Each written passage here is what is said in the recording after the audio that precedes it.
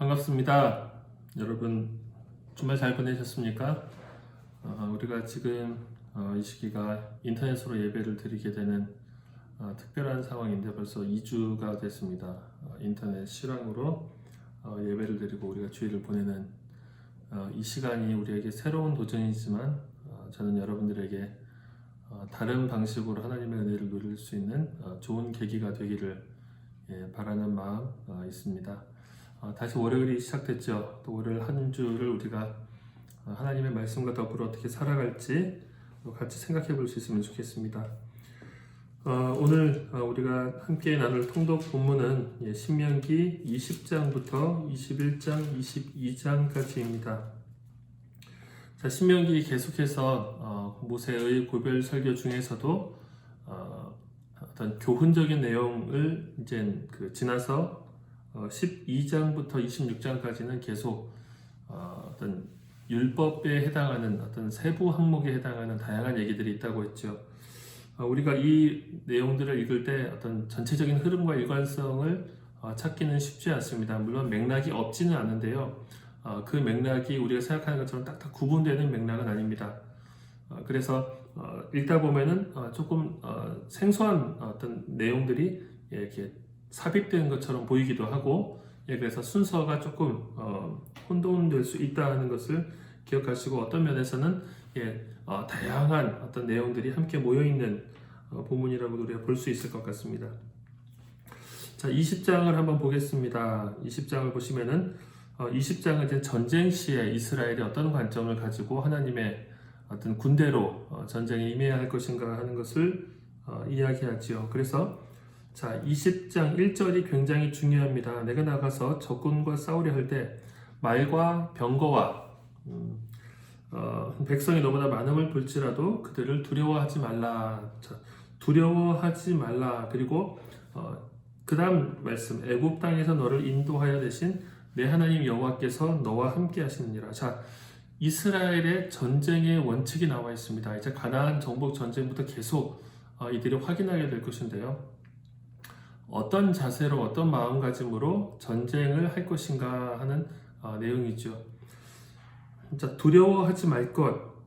자, 두려워하지 말 것. 그리고 두 번째, 하나님께서 우리와 함께 하신다 하는 것을 믿어야 한다는 것입니다. 자, 그래서 여러분 2절과 3절에서도 제사장이 뭘 해야 되냐면은 백성들이 두려워하지 않도록, 겁내지 않도록 제사장이 이런 얘기를 하는 것이죠. 5절부터 보시면은 책임자들은 백성에게 말하라. 자, 제사장들은 두려워하지 말라라고 선포하고, 그리고 나서 5절부터 책임자들은 자, 첫 번째, 새 집을 건축하고 낙성식을 하지 못한 자는 집으로 돌아가라. 포도원을 만들고 과실을 먹지 못한 자 집으로 돌아가라. 여자와 약혼하고 그와 결혼하지 못한 자 집으로 돌아가라. 8절, 두려워 마음이 허약한 자 집으로 돌아가라. 자, 이게 이스라엘 백성들 전쟁을 하기에 앞서서 그들에게 이루어져야 될 작업이 무엇이냐면 두려운 마음을 제하는 것입니다. 자, 왜 두려운 마음을 가진 사람이 이렇게 상세하게 포도원을 만들고 나서 과실을 못 먹은 사람 돌아가라. 전체적으로는 두려운 사람 돌아가라. 이게 무슨 얘기일까요? 이스라엘 백성의 전쟁의 원칙은 철저하게 하나님을 신뢰하고 담대함 속에서 싸워야 하는 전쟁이라는 것입니다. 그래서 우리가 이 말씀을 생각하면은 가데스 바네아에서 하나님께서 이스라엘 백성들을 광야로 쉽게 말하면 회군을 하신 것, 바로 직진해서 가나안 땅으로 가게 하지 않고 광야에서 40년 동안 뺑뺑 돌게 하신 이유를 알겠죠. 그들은 전쟁을 할 수가 없었던 상태였습니다. 두려움에 이미 압도되어 있었고 하나님을 신뢰하지 못했던 상태. 자, 그렇기 때문에 그들은 전쟁을 할 수 없었고 전쟁을 수행하더라도 필연적으로 질 수밖에 없었죠. 왜냐하면 그들은 이 전쟁이 하나님을 향한 전쟁이라고 생각하지 않고 그들 자신이 수행하는 전쟁이라고 생각했기 때문입니다. 자, 그래서 20장 1절에서 9절 이 내용은 전쟁을 수행하기 앞서서 이스라엘 백성들이 가져야 할 마음가짐 상태를 이야기합니다. 자, 그리고 나서 10절부터 보시면은 화평을 선언하고, 그리고 나서 화평을 수락하는 자들, 화답하는 자들에 대해서는 그들과 이제 그 동맹을 맺고 조공을 받고 이렇게 섬기는 관계를 맺고, 화평을 거절하는 성읍은 철저하게 진멸하라. 또 진멸하라는 얘기가 나오죠. 진멸하라. 그리고 나서 18절에 진멸해야 되는 이유가 나오죠. 그 이유는 무엇입니까? 그들이 가증한 일을 행하는데 그들의 가증한 일을 너희들이 본받게 되지 않을까 하는 것. 이것이 아까 우리가 앞서서 봤던 배도의 어떤 그 경계죠. 배도의 경계. 자, 20장은 적군과 싸우는 이 이스라엘 백성들이 전쟁을 할 때의 어떤 마음가짐 원칙을 다룹니다. 자, 21장을 보시면 이제 또 어떤 상세한 여러 항목들이 나오는데, 첫 번째, 피살된 시체가 나왔을 때 피살된 시체를 어떻게 처리할 것인가. 자, 가장 가까운 성읍의 장로들이 쉽게 말하면 하나님 앞에 피 흘린 자의 그 어떤 죄를 위해서 하나님께 제사를 드려라. 자, 그래서 8절 보시면은 그 피 흘린 죄가 사함을 받는다. 자, 이 원칙을 우리가 생각할 때 이런 것을 기억할 수 있습니다. 한 명의 무고한 피도 하나님께서 그냥 보시지 않는다. 그냥 넘어가지 않으신다. 그래서 마을과 그 마을의 장로들은, 가장 가까운 마을의 장로들은 원인을 알 수 없는 죽음에 대해서 책임을 져야 된다는 것입니다. 그래서 이것은 우리 가인과 아벨의 죽음에서부터 얘기하죠. 핏소리가 땅에서 호소하느니라. 어떤 무고한 죽음을 하나님께서는 그냥 우발적인 것으로 여기지 않으시고 그 죽음에 대해서, 그들의 피에 대해서 책임을 물으신다 하는 것이죠. 자, 그 다음에 10절 이제 전쟁에서 이제 그 포로를 삼을 때 그들을 어떻게 여인을 아내로 삼을 것인가에 대한 내용, 15절 장자의 상속권에 대한 내용, 18절 패역한 아들에게 내리는 벌, 그리고 22절부터는 또 사람이 죽었을 경우에 어떻게 행할 것인가 하는 내용들을 이야기하고 있습니다. 여러 상세한 내용들, 어떤 세세한 다양한 항목들이 이 안에 들어가 있죠. 우리가 조금 눈여겨볼 것은 그 21장 23절이죠. 나무에 달린 자는 하나님께 저주를 받았습니다. 이것은 나중에 히브리서라든지 신약에 나타난 그 내용 속에서 예수 그리스도께서 나무에 달려 죽은 자, 하나님의 저주받은 자로 여김을 받았다라고 하는 그 내용의 근거 구절이 되겠죠. 자, 22장 보시면은 22장 12절까지의 내용을 보시면은 뭐 여기도 이제 여러 가지가 이제 같이 나타나 있는데요. 1절부터 4절까지는 내 형제들의 소나 양을 잃어버린 것을 볼 때 너희들이 그들에게 돌려주어라. 아주 인도주의적이죠. 4절도 마찬가지입니다. 뭐 3절 4절 나귀, 의복 잃어버린 것 돌려줘라. 그리고 나귀나 소가, 내 형제의 나귀나 소가 길에 넘어진 것을 보거든 못 본 채 하지 말고 반드시 그들을 도와줘라. 자, 5절 같은 경우는 여자는 남자의 의복을 입지 말 것이요. 이것은 1절과 4절과는 또 다른 내용이죠. 이것은 이제 상대방의 의복, 그러니까 상대 성별의 의복을 입는 것은 그 당시 어떤 제의적인 어떤 그 풍습과 관련하여서 어떤 그 복장의 어떤 그 문란함, 이제 성적인 타락의 어떤 그 결과로서 나타나는 복장의 문란함과 연관이 되어 있습니다. 이것을 하나님께서 가증하게 여기시고요. 자, 6절, 7절에 보시면은 피조물에 대해서도 지켜야 할 나름의 윤리가 있다. 그래서 어미와 새끼를 함께 취하지 말라. 또 비슷한 구절이 있죠. 어미 염소의 저주로 새끼를 삼지 말 것.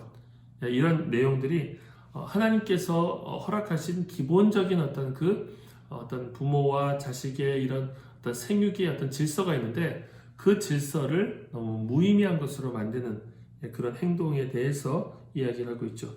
8절도 독특합니다. 새 집을 지을 때 지붕에 난간을 만들어 사람이 떨어지지 않게 하라.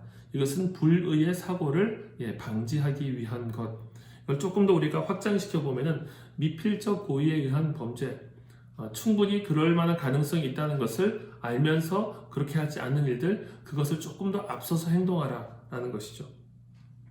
자, 9절과 10절, 11절은 두 종자를 섞어 뿌리지 말라, 그리고 소와 나귀를 결의하여 갈지 말고 양털과 배실로 섞어 짠 것을 입지 말라. 이것은 지금 우리가 다 이것을 지킬 필요는 없습니다. 당연하죠. 그런데 그 당시에 이스라엘 백성에게 있어서 세세한 영역까지도 뭔가 이렇게 구별된 혼합주의나 혼합된 삶의 방식이 아니라 구별된 방식으로 살아야 할 것을 요청하시는 그 당시의 시대에 국한된 명령으로 우리가 생각해 볼 수 있을 것입니다. 자, 12절 너희는 너희가 입는 겉옷이 내 귀에 술을 만들지니라. 이것은 내 귀에 술을 만들어서 우리가 이제 어떤 그 하나님의 말씀을 붙잡는 백성이라고 하는 어떤 하나의 표시, 그것을 삼을 것을 이야기하는 본문이죠. 자, 13절부터 30절까지는 그 어떤 성적인 부분의 어떤 윤리에 대한 법입니다. 성적인 부분의 윤리인데요. 첫 번째, 어떤 아내의 순결 여부에 대한 어떤 의심이 생겼을 때, 22절 남자가 유부녀와 동침한 것이 드러났을 때, 23절 어떤 그 처녀인 여자가 약혼한 후에 남자가 그를 동침했을 때, 25절 남자가 어떤 약혼한 처녀를 들에서 만나서 강간하였을 때, 28절 남자가 약혼하지 아니한 처녀를 만나 붙들고 동침하는 중에 발견되었을 때, 30절 사람이 그의 아버지 아내를 취하여 그 아버지 하체를 드러내지 말 것. 자, 성적인 부분에서의 윤리, 성적인 부분의 질서를 다루고 있는데요. 자, 우선은 어떤 그 이스라엘 중에 악을 제한다라는 것이 중요합니다. 이스라엘 중에 악을 제하는 것. 그래서 하나님께서 허락하신 바른 결혼의 윤리, 혼인의 윤리 외에 그 외에 어떤 사고 혹은 어떤 일방적인 어떤 폭행 이런 것을 통해 가지고 범죄가 이루어졌을 때 그 안에서 어떻게 악을 제거할 것인가 하는 부분입니다. 우리가 이것을 읽으면서 어떤 부분은 지금 나름의 합당한 보호 체계를 갖추고 있다라고 할 것이지만 어떤 면에서는 어떤 지극히 남성 중심적인 시각이 있다는 것을 부정할 수 없습니다. 부정할 수 없는데요. 우리가 감안해야 할 것은 이 시기의 어떤 그 시대상이죠. 이 시기의 시대상, 그리고 하나님의 율법은 이 당시의 구약적인 율법은 초시대적으로 주어진 것이 아니라 그 시대의 현실 속에서 적용되고 그 시대의 현실 속에서 어떤 유지되도록 한시적으로 주어졌다는 것입니다. 자, 그래서 어떤 남자의 어떤 순결보다는 여자의 순결 쪽에 조금 더 초점이 맞춰져 있는 것, 이런 부분은 합리적이라고 할 수는 없겠죠.